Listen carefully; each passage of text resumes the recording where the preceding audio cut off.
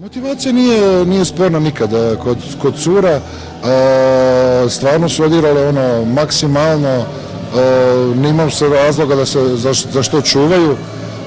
Malo je bilo još dodatni motiv jer 4 cure odlaze od nas i rekli smo ajmo se oprostiti, ova ekipa više nikad neće igrati zajedno.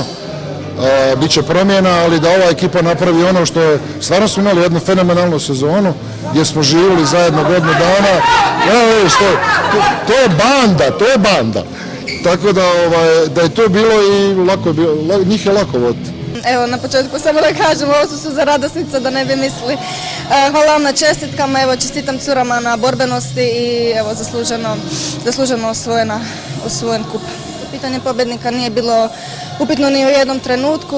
Od prve minute smo igrali pokretljivu agresivnu obranu i realizacija nam je bila na visokom nivou, vukli smo u leđa, dobra polukontra i kontra i evo, sve o svemu razlika je takva kakva je. Pa puno nam znači, oni su, evo, mogu reći, osim igrač, stvarno vjetar u leđa, uvijek su uz nas i kad je dobro i kad je loše, tako da hvala im, veliko hvala. Bez njih možda evo ne bi postigle ono što jesmo. Ja moram prije svega čestitati i kolegi Saračeviću i curama iz Podravke.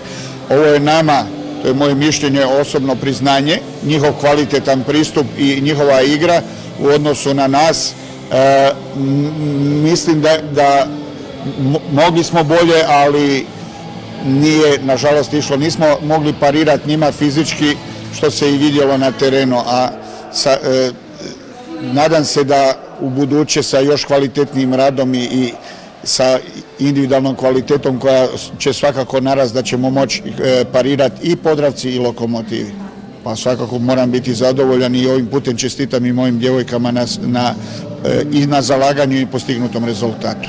Čestitam prvo Podravci, svaka čast. Mi smo se nadali da bi možda mogli pružiti veći otpor i da bude izjednačenija utakmica, ali eto, od prve minute sve je krenulo na njihovu stranu, mi smo bile pogubljene i eto, tako je završilo.